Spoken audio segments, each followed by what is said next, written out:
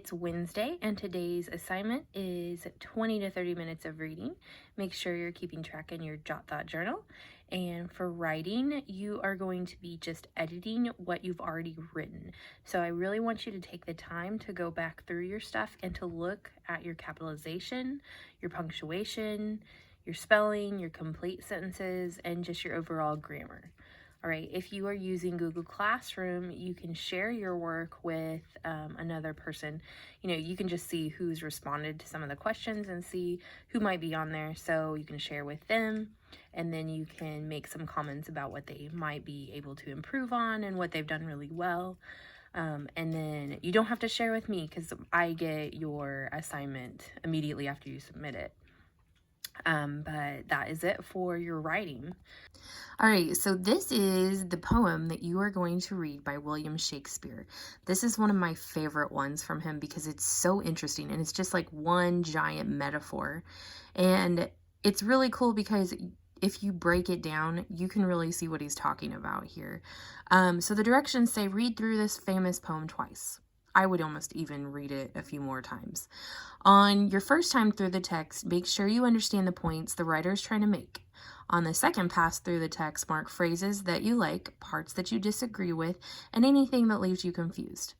I would definitely write little notes all over this. Make sure you annotate this. And it is easier to break this down into couplets.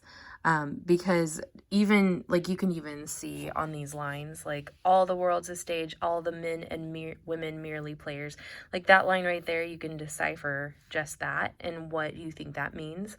And then the next one says, they have their exits and their entrances, and one man in his time plays many parts.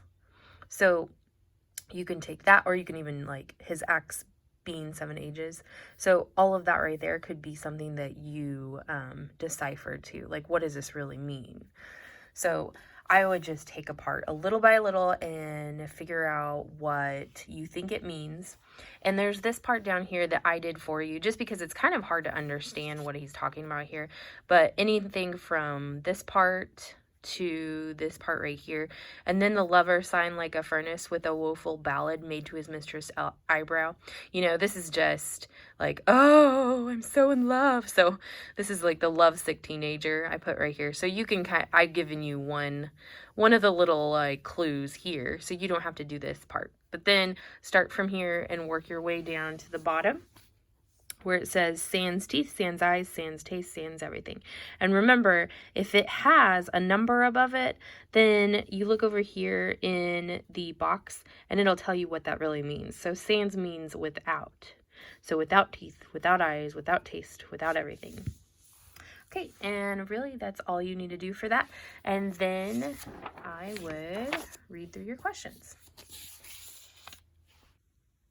Normally, I would have you read through your questions and then read through your poem, but for this one, it's a little different. And since it's Shakespeare, I feel like it would be more beneficial for you to read through your poem, decipher it, understand it a little bit better, and then go to your questions. So this is exactly like you did yesterday. You're gonna write your answers on a separate sheet of paper. Okay, and just make sure they're in complete sentences. So on number 1, it says, look back over the poem and write down the 7 rules that Shakespeare says each of us will play in life. All you need to write for this question is a list of the 7 ages or acts of a man's life. So I'm going to help you out with this one to start out with. If you look at the top of this, let's see, here's your introduction part right here. And then he says, at first, the infant. Well, there you go. That right off the bat, you get number 1.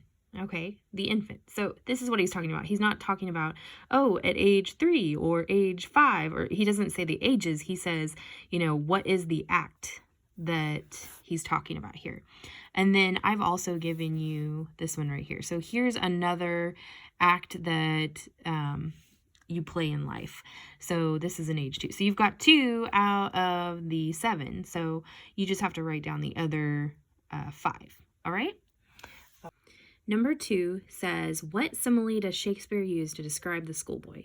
Does this comparison still fit children today, Does it fit you? So part of this is an opinion, but if you look back up here and you see this sentence right here, and then the whining schoolboy with his satchel and shining morning face, creeping like snail, unwilling to school. Okay, that is your line right there that you're going to tell me, what is the simile? Remember, simile is when you're using like or as. And then you're going to answer the rest of those questions. Remember, that's pretty much, it's just an opinion. Does this comparison still fit children today, and does it fit you? Okay. Number 3 says, when describing the soldier, Shakespeare describes reputation as a bubble. What's his message to the reader here? So we're going to go back up here and read this part. Then a soldier, full of strange oaths and bearded like the pard, jealous in honor, sudden and quick in quarrel, seeking the bubble reputation, even in the cannon's mouth. Okay, so in that one, you're going to try to decipher this on what it means by a bubble reputation. You might, you can like look that over a couple of times and think, okay, he's supposed to be a soldier here. What would probably the reputation be of a soldier? And, this line right here gives you a lot of clues. Jealous in honor, sudden and quick in quarrel. That kind of gives you a clue right there on what it's talking about here. So just use your good judgment on it and just try your best on that one.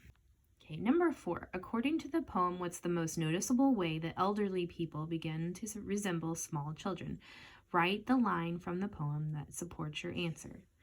Well, if you were reading through it, you would notice that the beginning part is all about your infancy, like when you're a baby. So more than likely when you get to the bottom of this, you're going to be talking about when you become an older person. So you might read through there and see what types of things is it talking about that also might mean things that a baby might do, possibly. Number 5 is a really interesting question. It says, some people would argue that there are not just 7 ages we pass through in our lives, but we also play several roles within each day, altering ourselves depending on our company. What roles do you find yourself playing? When are you truly your full self? So if I was going to give you an example, I would say, depending on who I'm around.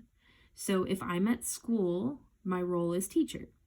And I would also say coworker too. If I'm at home with my husband and my son, I would play the role of wife and mom. I would also probably play the role of, cook, maybe cleaning lady a little. I'd probably play the role of dog mom too, I'm sure. But, and then there's other roles too, like best friend, daughter, granddaughter. There are so many roles that you can play depending on who you're with. And then the other question says, when are you truly your full self? So when do you feel truly like you're yourself here? Is it when you're with your family, with your friends, maybe with your grandparents? Who is it that you are around that makes you feel like this is the role that I feel like myself? Number 6 says Shakespeare most likely wrote these lines in 1599. Do his 7 ages still apply to people today? If so, what does this show us about humanity? If not, what new or different stages do you think would better reflect the life path of people today? This is such a cool question because, the 7 ages, that was a long time ago that he wrote that. So, this is a yes or no question, and then you just have to explain, why you think the 7 ages still apply. Or what kind of different stages do you think would be better fitted for people today? All right, last question. This poem, taken from a play As You Like It, is an example of an extended metaphor. Shakespeare takes the idea of life being a stage and people being actors on that stage and extends the comparison throughout the poem. In the 7 Wheels of Mankind illustration below, this right here, the artist makes a similar visual metaphor about age and our modes of travel. Make up your own metaphor about the cycle of life. Your metaphor can be a straightforward paragraph explanation, a poem, or even a drawing. Use your imagination as you create your comparison. Okay, so if it was me, I would probably do the drawings just because I feel like that would be a lot of fun.